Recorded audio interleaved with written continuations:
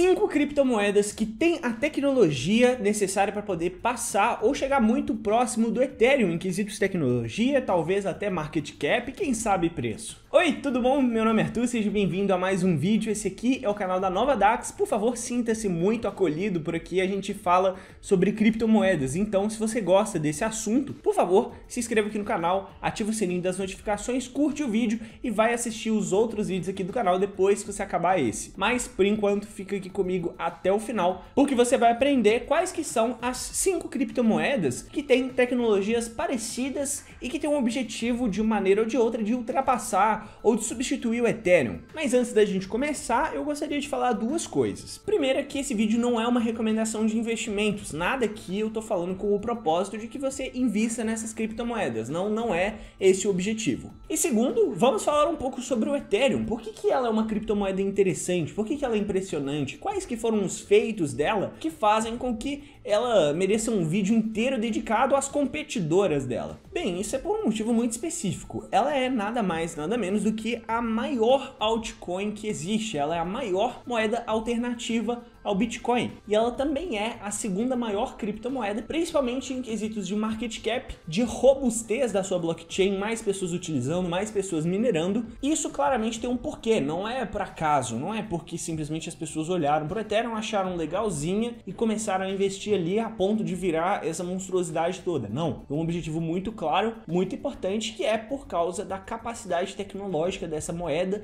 e dessa rede. Vamos começar diferenciando os gatos dos cachorros aqui. Ethereum é o nome da blockchain e Ether é o nome da moeda, do token nativo dessa moeda, ou seja, um token nativo de uma blockchain que é dele, é uma criptomoeda. Ethereum é a blockchain, Ether é a criptomoeda. O Ether por si só não tem nada de muito impressionante assim. Ela é uma moeda que é validada por meio do Proof of Work, assim como o Bitcoin. Ela tem uma velocidade maior do que a do Bitcoin, mas ainda assim é muito lenta comparado com as outras criptomoedas e as concorrentes que têm o objetivo de fazer transações muito rápidas. Ela tem ali a capacidade de processar entre 14 mais ou menos transações por segundo.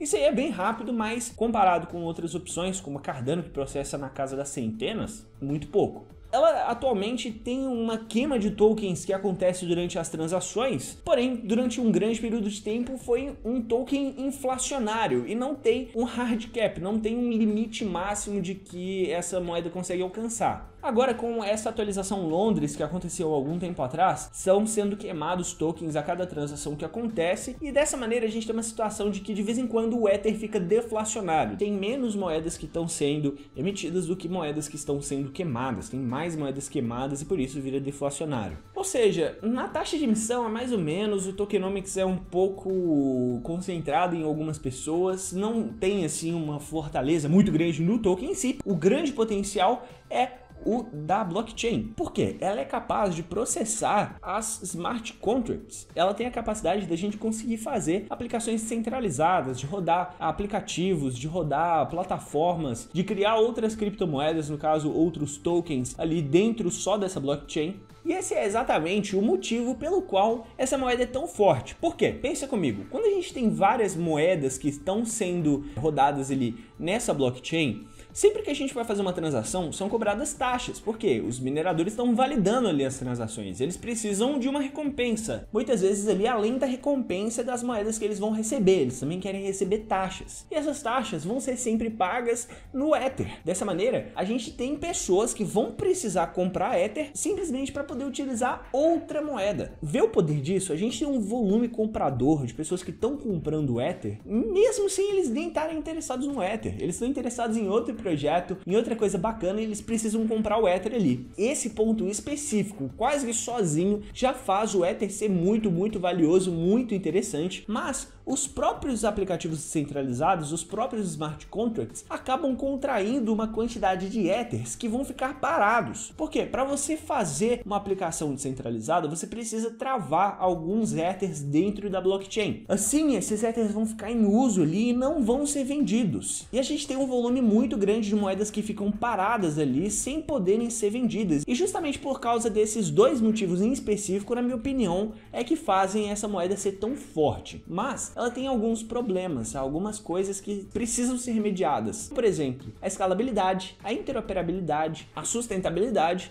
e vários outros quesitos. Mas já enrolei bastante aqui, já falei sobre Ethereum, já falei sobre por que Ethereum é bom, por que Ethereum é ruim. Vamos falar agora sobre os competidores dele. Em quinto lugar, eu vou falar sobre a AVAX, que é um token que eu acho muito bacana, uma criptomoeda muito bacana, e que ela tem o objetivo de ser a blockchain 3.0 junto com todas as outras moedas dessa lista. A AVAX, ela é uma criptomoeda que tem um objetivo muito peculiar entre as outras criptomoedas. Por quê? Ela tem o objetivo de rodar aplicações descentralizadas, smart contracts, ela é mais escalável, ela tem um certo grau de interoperabilidade, inclusive tem a capacidade das pessoas utilizarem tokens ERC20, que são os tokens dentro da rede do Ethereum, utilizando a AVAX. Só que ela tem um diferencial muito grande de todas as outras criptomoedas que a gente tem, que é o protocolo de validação. Se você já sabe o que é um protocolo de validação, você vai entender o que eu tô falando agora, mas se você ainda não conhece, por favor, assista esse vídeo aqui que a gente já fez aqui no canal, explicando um pouco mais sobre essa tecnologia, sobre essa parte tão importante da tecnologia das blockchains. Mas, resumindo, para você que não vai assistir e tá precisando saber para poder entender o resto do vídeo, o sistema de validação é basicamente um sistema que vai fazer com que seja difícil das pessoas quererem hackear e colocarem alguma transação fraudulenta no sistema. O principal deles e o mais utilizado atualmente é o Proof of Work, e ele foi simplesmente o primeiro protocolo de validação que a gente teve. É ele que o Bitcoin usa, é ele que o Ethereum usa, e ele tem um problema ali que ele gasta muita energia, ele é muito pouco eficiente, porém ele é muito seguro mesmo. E a gente tem o segundo, que é o mais utilizado, que é o Proof of Stake. O Proof of Stake, ele é muito melhor em alguns quesitos, porque ele é muito mais escalável e ele tem uma capacidade muito mais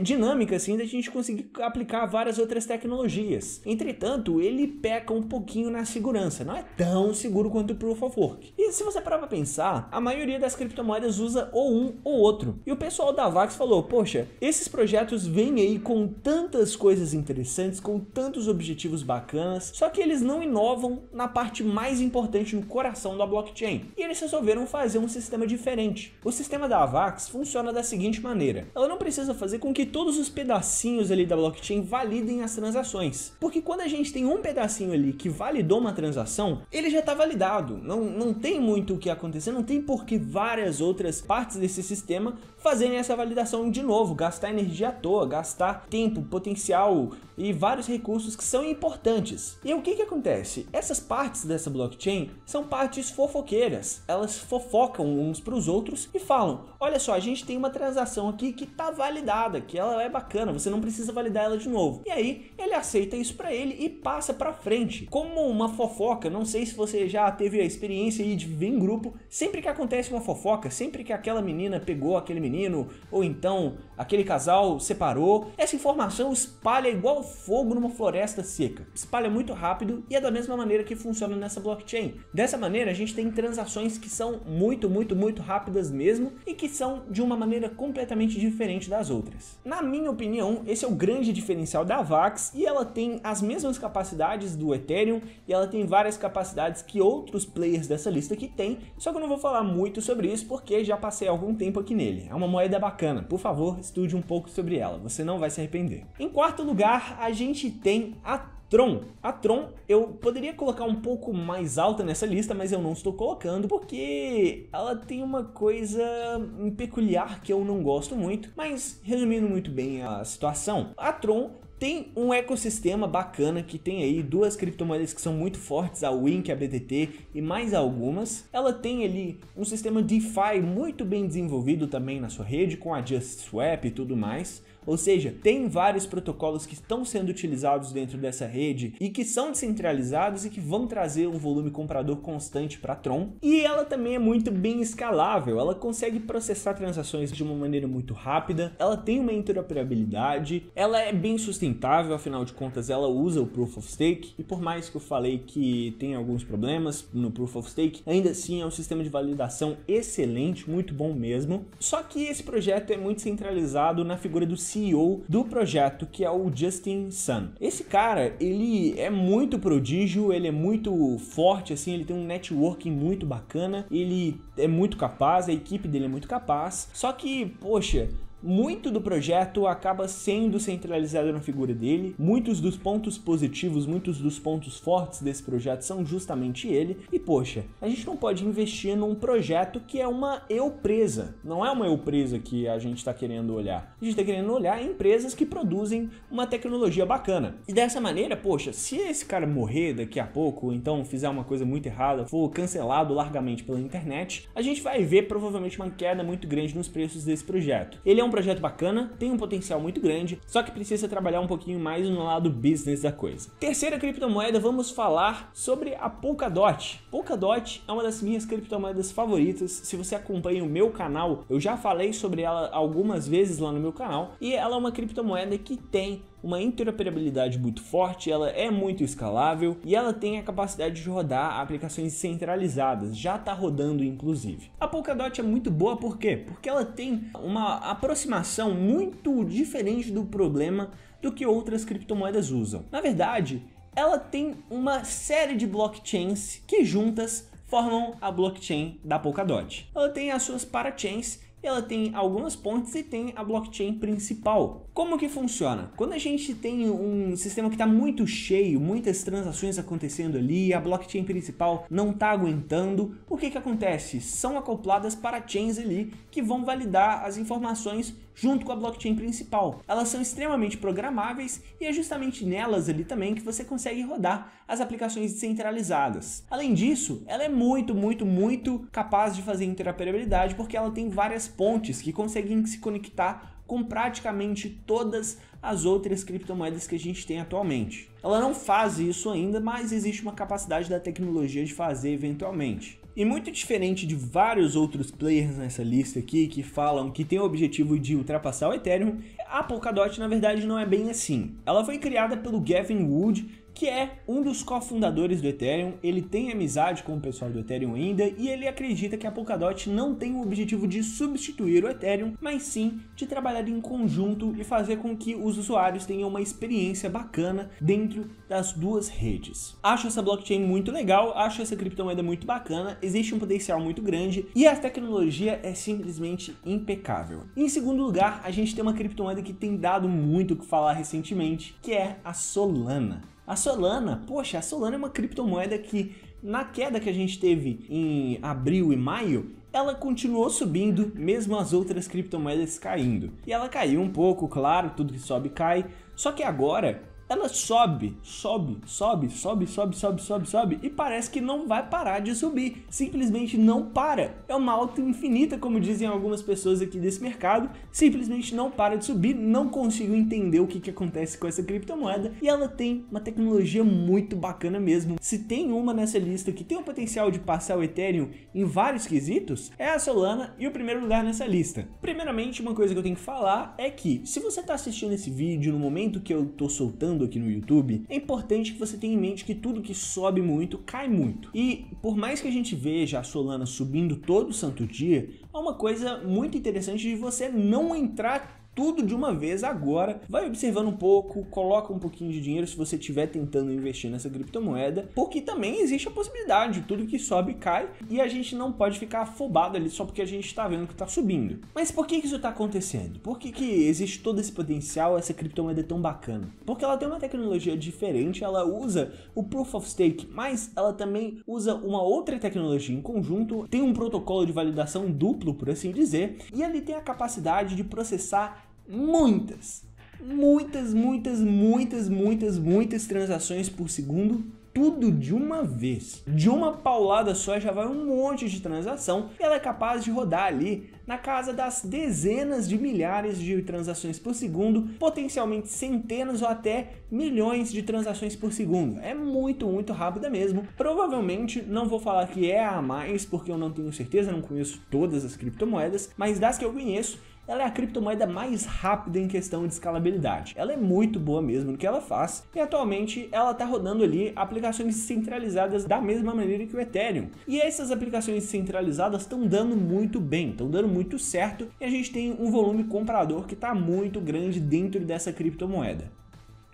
Rufem os tambores, vamos falar sobre a primeira criptomoeda dessa lista, é a ADA Cardano. A ADA Cardano, você provavelmente está vendo isso aqui na terça-feira, então Anteontem aconteceu uma atualização muito importante na Cardano e essa criptomoeda é muito bacana porque ela é marketizada, ela tem todo o marketing dela feito em cima de ser a Ethereum Killer. Ela foi fundada por um dos cofundadores do Ethereum, que é o Charles Hoskinson, que é uma mente genial, muito interessante. Ele é um cara que sabe muito o que faz. E para começar, eu já acho muito bacana a equipe da Cardano. Ela é composta basicamente pelas mentes mais brilhantes que estão no mercado de criptomoedas atualmente. A equipe é muito fera mesmo. Eles acabaram de ultrapassar o Ethereum num quesito que eu acho legal, que é o quesito de desenvolvedores ativos mensalmente. E a outra coisa bacana também foi a quantidade de submissões de partes do código da Cardano que foram feitas no GitHub, que é um site no qual os programadores usam muito, que eles vão divulgando ali partes dos códigos que eles estão fazendo para as pessoas. É como se fosse uma rede social e ao mesmo tempo um banco de informações que os programadores usam. Eu não sou programador, não uso, mas eu acho bacana porque indica que tem um desenvolvimento muito ativo sendo feito por parte da Cardano e tudo que é colocado na Cardano é muito